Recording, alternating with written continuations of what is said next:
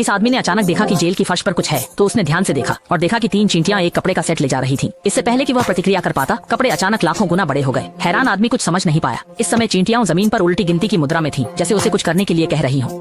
जैसे ही जेल का प्रहरी इस तरफ आने वाला था, आदमी को तुरंत सब कुछ समझ में आ गया। फिर जल्दी से कपड़े पहन लिए। जैसे ही उलटी गिनती समाप्त होने वाली थी, आदमी ने सफलतापूर्वक आखिरी हेलमेट पहन लिया।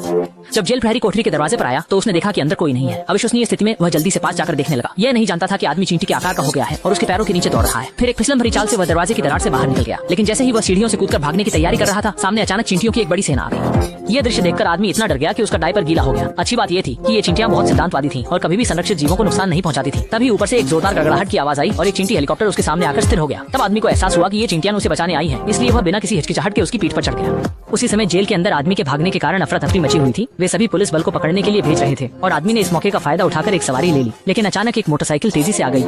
उत्पन्न हुई हवा ने उसे सीधे बस में फेंक दिया और वही संयोग से एक महिला के बालों में उतर गया। फिर एक थप्पड़ से अखबार पर जा गिरा। अभी सांस भी नहीं ले पाया था कि फिर से खिड़की से बाहर फेंक दिया गया। निकली हुई गर्म हवा ने उसे सैकड़ों मीटर ऊंचाई पर पहुंचा दिया। लगातार झटकों ने पहली बार उड़ान भर रहे आदमी को चक्कर में डाल दिया। अंत में उसने अपनी आंखें बंद कर ली और सीधा नीचे गिर गया।